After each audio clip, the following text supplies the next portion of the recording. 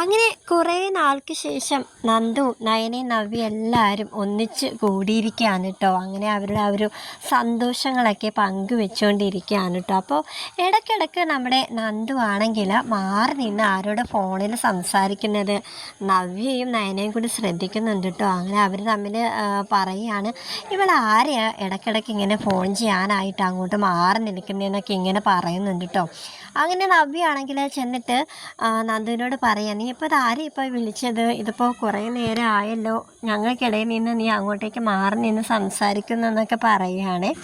നന്ദുവിന് മനസ്സിലായി ചേച്ചിമാർ തന്നെ ശ്രദ്ധിക്കുന്നുണ്ടെന്ന് നന്ദുവിന് മനസ്സിലായിട്ടോ. അപ്പോൾ അനിയാണ് ഫോണിൽ. അങ്ങനെ നന്ദു പറയാൻ, എടാ നീ അനി ഒരുപാട് നേരം നീ എന്നെ ഇങ്ങനെ വിളിച്ചുകൊണ്ടിരിക്കാതെ ഞാൻ എടുക്കാതിരിക്കുമ്പോൾ തന്നെ നിനക്ക് ഊഹിച്ചോടെ എൻ്റെ അടുത്ത് ആരെങ്കിലും കാണും, എടുക്കാൻ പറ്റാത്ത ഒരു സിറ്റുവേഷൻ ആയതുകൊണ്ടാണ് ഞാൻ കോൾ എടുക്കാത്തതെന്ന് നിനക്കൊന്ന് ചിന്തിച്ചുകൂടെ എന്നൊക്കെ പറയാൻ കേട്ടോ. അപ്പോൾ അനിയാണെങ്കിൽ, എടി എനിക്കിവിടെ തലക്ക് ഭ്രാന്ത് പിടിച്ചിരിക്കുകയാണ്, നിൻ്റെ നവീൻ്റെ വിവാഹമൊക്കെ എല്ലാവരും ഉറപ്പിച്ച മട്ടല്ലേ. ഇപ്പോൾ ഞാൻ അറിഞ്ഞു നിൻ്റെ ചേച്ചിമാരങ്ങോട്ടേക്ക് വന്നത് എന്തിനാണെന്നൊക്കെ എനിക്ക് മനസ്സിലായി. ഇവിടെ നവീച്ചി കള്ളം പറഞ്ഞല്ലേ ഇവിടെ നിന്ന് ഇറങ്ങിയത്. എനിക്കറിയാം നിങ്ങൾ 3 പേരും കൂടെ ഒത്ത് കൂടിയതാണെന്നൊക്കെ ആദർശേട്ടൻ എന്നോട് പറഞ്ഞു.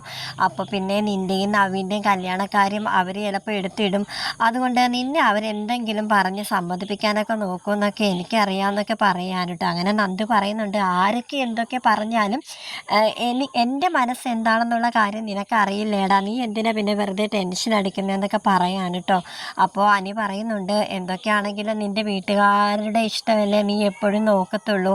ഞാൻ പല തവണ എന്തിന് അനാമികയായിട്ടുള്ള ആ ഒരു കല്യാണത്തിൻ്റെ സമയത്ത് പോലും ഞാൻ നിന്നെ വിളിച്ചതല്ലേ, അന്ന് നീ ഒന്ന് ഇറങ്ങി വന്നിരുന്നെങ്കിൽ ഇപ്പോൾ ഇങ്ങനെയൊന്നും നടക്കില്ലായിരുന്നല്ലോ. അപ്പോൾ പിന്നെ നിനക്കെല്ലാം നിൻ്റെ വീട്ടുകാരല്ലേ വലുത്. ഇപ്പോൾ നിൻ്റെ ചേച്ചിമാർ എല്ലാവരും, നീയും നിൻ്റെ അമ്മയും അച്ഛനും എല്ലാവരും ഇപ്പോൾ സന്തോഷിച്ചിരിക്കുന്ന ആ ഒരു നിമിഷത്തിൽ അവർ പറയുന്ന എന്തും നീ ഇപ്പോൾ അനുസരിക്കുന്ന ഒരു രീതിയിലാണ് പോകുന്നത്. അപ്പോൾ പിന്നെ നീയും നവീനും തമ്മിലുള്ള കല്യാണം അവർ പറഞ്ഞു കഴിഞ്ഞാൽ നീ സമ്മതിക്കാതിരിക്കുമെന്നൊക്കെ പറയുകയാണ്. എന്നാൽ നന്ദു ആണെങ്കിൽ അനിയോട് കടുത്ത ദേഷ്യത്തോട് പറയുന്നുണ്ട്, ദേ ഇനി നീ ഈ രീതിയിൽ എന്തെങ്കിലും സംസാരിച്ചിട്ടുണ്ടെങ്കിൽ പിന്നെ ഞാൻ നിന്നോട് സംസാരിക്കത്ത് കൂടിയില്ല കേട്ടോ, നീ പിന്നെ എന്നെ വിളിക്കണ്ടെന്നൊക്കെ പറയുകയാണ്. അപ്പോഴും അനിയാണെങ്കിൽ, ഓ നീ അപ്പോൾ എന്നെ ഒഴിവാക്കാനായിട്ട് നോക്കുകയാണല്ലേ എന്നൊക്കെ പറയുന്നുണ്ട് നന്ദു. അപ്പോൾ എടാ ഇപ്പോൾ ഈ ഒരു അവസ്ഥയിൽ നിന്നോട് എന്ത് പറഞ്ഞിട്ടും ഒരു കാര്യവും ഇല്ല, നിൻ്റെ തലക്ക് ഭ്രാന്തി പിടിച്ചിരിക്കുക. എന്തായാലും ചേച്ചിമാരെന്നെ കുറേ നേരമായിട്ട് ശ്രദ്ധിക്കുന്നുണ്ട്. സത്യം പറഞ്ഞാൽ നീയായിട്ട് സംസാരിച്ചുകൊണ്ടിരിക്കുക, ഞാൻ അവരുടെ അടുത്ത് പോലും ഒന്നും നിൽക്കുന്നില്ല, അതുകൊണ്ട് നീ ഫോൺ വെക്ക്, നമുക്ക് നാളെ നേരിട്ട് കാണാമെന്നൊക്കെ പറഞ്ഞ് നന്ദു കോള് കട്ട് ചെയ്യുന്നുണ്ട് കേട്ടോ. നവ്യ നന്ദുവിൻ്റെ അടുത്തേക്ക് വന്നിട്ട് ചോദിക്കുന്നുണ്ട്, ആരാ ഫോണിൽ വിളിച്ചത്, അനിയാണോ എന്നിങ്ങനെ ചോദിക്കാനുണ്ട്. അങ്ങനെ നന്ദു പറയുന്നുണ്ട്, നവീച്ചി എനിക്ക് നല്ല ടെൻഷനായിട്ട് വയ്യ, നവീച്ചി എന്നെ സഹായിക്കണമെന്ന് പറയാനിട്ട്. അങ്ങനെ നവ്യ നമ്മുടെ നന്ദുവിന് ഒരു ഉറപ്പ് കൊടുക്കുന്നുണ്ട്, ഞാൻ നിന്നോട് മുമ്പേ തന്നെ പറഞ്ഞിട്ടുള്ള ഒരു കാര്യമല്ലേ, നിൻ്റെയും അനിയുടെയും വിവാഹത്തിന് എന്തായാലും ഞാൻ നിങ്ങളുടെ 2 പേരുടെയും ഒപ്പം തന്നെ നിൽക്കും. ഞാൻ ആദർശേട്ടനോടും നയനയോടും സംസാരിക്കാം, എന്തായാലും അവർക്കും നിങ്ങളുടെ കാര്യത്തിന് നല്ല താല്പര്യം തന്നെയാണ്. എന്നാൽ അച്ഛനും അമ്മയും പറയുന്നത് കൊണ്ടാണ് നയനക്ക് കുറച്ച് എതിർപ്പ്. എന്തായാലും ഞാൻ സംസാരിക്കാം. എന്തായാലും ഈ ഒരു അവസ്ഥയിൽ നമ്മളെല്ലാവരും 3 പേരും നമ്മളിപ്പോൾ ഒത്തുകൂടിയിരിക്കുകയല്ലേ, നമുക്ക് ഈ ഒരു സന്തോഷം എന്തായാലും സെലിബ്രേറ്റ് ചെയ്യണം, നമുക്ക് പുറത്തോട്ടൊക്കെ ഒന്ന് പോകാം. അതുകൊണ്ട് നീ അനിയുടെ കാര്യത്തിൽ നീ ടെൻഷനൊന്നും അടിക്കാതെ അതൊക്കെ എല്ലാം ഒന്ന് മാറ്റി വെക്കടിയെന്ന് ഇങ്ങനെ പറയാൻ കേട്ടോ. അങ്ങനെ അവർ 3 പേരും കൂടെ പുറത്തോട്ട് പോകാനായിട്ട് തീരുമാനിക്കുകയാണ് കേട്ടോ. ആഹാ, മക്കളെല്ലാവരും കൂടി ഇത് എങ്ങോട്ടേക്കാണ് പോകുന്നതെന്ന് ഇങ്ങനെ ചോദിക്കാൻ കേട്ടോ. കനക വന്ന്, എന്തായാലും ഞങ്ങൾ പുറത്തോട്ടേക്ക് ഒന്ന് പോകാനായിട്ടിരിക്കുക, ബീച്ചിൽ വരെ ഒന്ന് പോയാലോ എന്ന് കരുതുകയാണ്, അമ്മയും ഞങ്ങൾക്കൊപ്പം വരുന്നുണ്ടെങ്കിൽ വായു എന്ന് പറയുന്നുണ്ട് കേട്ടോ. അങ്ങനെ കനകയും അവർക്കൊപ്പം പോകുന്നുണ്ട് കേട്ടോ. കനക ജീൻസും ഷർട്ടും ഒക്കെ ഇട്ട് എല്ലാവരും നല്ല ചെത്ത് മോഡൽ അങ്ങനെ ഒരുങ്ങി അങ്ങനെ ഇറങ്ങാൻ കേട്ടോ. അപ്പോൾ ഗോവിന്ദനോട് പറയുന്നുണ്ട്, അച്ഛനും കൂടി വാന്ന് പറയുമ്പോഴത്തേക്ക് ഗോവിന്ദനാണെങ്കിലേ ഇല്ല, എനിക്ക് കുറച്ച് ക്ഷീണമുണ്ട്, ഞാനിവിടെ ഇരുന്നോളാം, എന്തായാലും നിങ്ങളെല്ലാവരും അമ്മയും മക്കളും എല്ലാവരും കൂടി പോയിട്ട് വാ, കുറേ നാളായില്ലേ നിങ്ങൾ ഒരുമിച്ച് പുറത്തോട്ടൊക്കെ പോയിട്ടെന്നൊക്കെ പറയാൻ കേട്ടോ. അങ്ങനെ കനക പറയുന്നുണ്ട്, അതെ എന്തായാലും ഓണം അടുത്ത് വരികയല്ലേ, മക്കൾക്ക് എല്ലാവർക്കും ഡ്രസ്സും കൂടി വാങ്ങിച്ചു കൊടുക്കാമെന്ന് വിചാരിക്കുകയാണെന്ന് പറയാൻ കേട്ടോ. അങ്ങനെ നവ്യൻ അതിനെയും കൂടി പറയുന്നുണ്ട്, അതിൻ്റെ ഒന്നും ആവശ്യമൊന്നും ഇല്ല, ഇപ്പം തന്നെ കുറേ ഡ്രസ്സൊക്കെ ഉണ്ട്, അതിന് ഓണത്തിനായിട്ട് സ്പെഷ്യലായിട്ടൊന്നും വേണ്ട അമ്മയെന്ന് പറയാൻ കേട്ടോ. അങ്ങനെ കനക നിർബന്ധിക്കുന്നുണ്ട്, അതൊന്നും സാരമൊന്നും ഇല്ലാന്നൊക്കെ പറഞ്ഞിട്ട് എന്തായാലും ഡ്രസ്സ് എന്തായാലും എൻ്റെ മക്കൾക്ക് 3 പേർക്കും എടുത്ത് തരാം. പിന്നെ നന്ദൂട്ടൻ്റെ കാര്യം ഈ ചുരിദാറും സാരിയൊന്നും അവൾക്ക് പിടിക്കില്ലല്ലോ. അതുകൊണ്ട് നന്ദൂട്ടൻ്റെ ഉള്ള കാര്യം ഡ്രസ്സൊക്കെ അവൾ തനിയെ എടുത്തോളും. അവൾക്കുള്ള ക്യാഷ് ഞാൻ അവിടെ കയ്യിലോട്ട് കൊടുത്തോളാം. എന്തായാലും എൻ്റെ മക്കൾക്ക് ഞാൻ എടുത്ത് തരാമെന്ന് പറയാൻ കേട്ടോ. എന്തായാലും നിങ്ങൾ കുറേ നാൾക്ക് ശേഷം 3 പേരും കൂടി ഇവിടെ ഒത്തുകൂടിയതല്ലേ എന്നൊക്കെ പറഞ്ഞ് എല്ലാവരും കൂടി പുറത്തോട്ട് പോവുകയാണ്.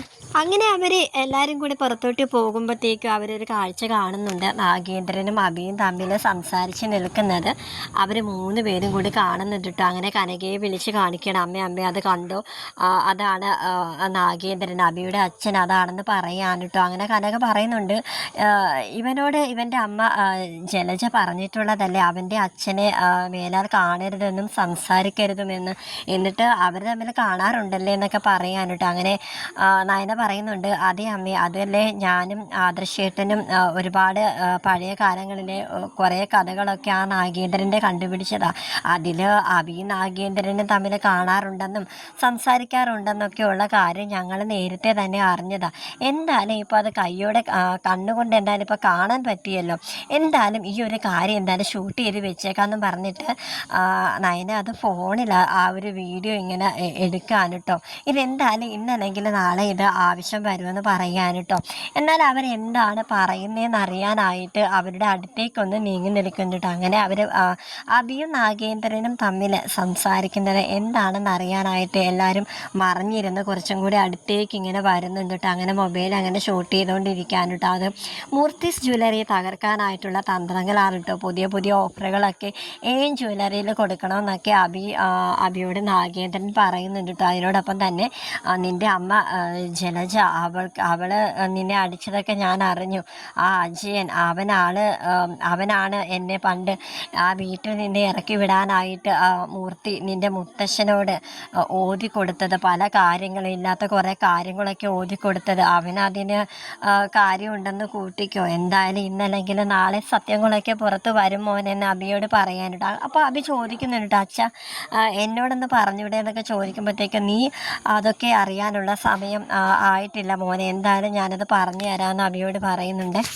നയന അപ്പോൾ നവ്യയോട് പറയുന്നുണ്ട്, എന്തായിരിക്കും അജയൻ അങ്കിളിനെ കുറിച്ച് നാഗേന്ദ്രൻ എന്തായിരിക്കും പറയാനുണ്ടായിരിക്കുക, അബിയോട് പോലും അത് പറയാത്തത് എന്തുകൊണ്ടായിരിക്കും. അപ്പോൾ അത്രയ്ക്ക് എന്തോ ഒരു കാര്യം, വലിയൊരു കാര്യം തന്നെ ആ ഒരു സംഭവത്തിന് പിന്നിൽ നടന്നിട്ടുണ്ട്. അതെന്താണെന്ന് നമുക്ക് കണ്ടുപിടിക്കണമെന്ന് പറയാൻ കേട്ടോ. അങ്ങനെ നന്ദു പറയുന്നുണ്ട്, നമുക്ക് നാഗേന്ദ്രനെ ഫോളോ ചെയ്താലോ എന്ന് പറയുകയാണ് കേട്ടോ.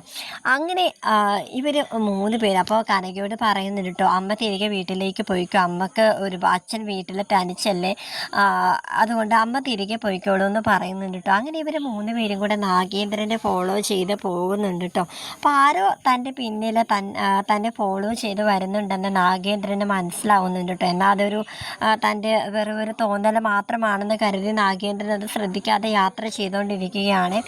ആദർശിനെ വിളിച്ചിട്ട് നയന പറയുന്നുണ്ട്, ആദർശേട്ടാ, ഞങ്ങളിതേ ഇപ്പോൾ ആ നാഗേന്ദ്രൻ്റെ പുറകെ പോയിക്കൊണ്ടിരിക്കുകയാണ്.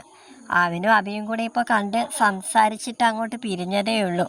നന്ദുവാ പറഞ്ഞത്, നാഗേന്ദ്രൻ്റെ പുറകെ പോയാൽ കുറച്ചുകൂടി എന്താണെന്ന് കാര്യങ്ങൾക്കൊക്കെ വ്യക്തത വരുമെന്ന്.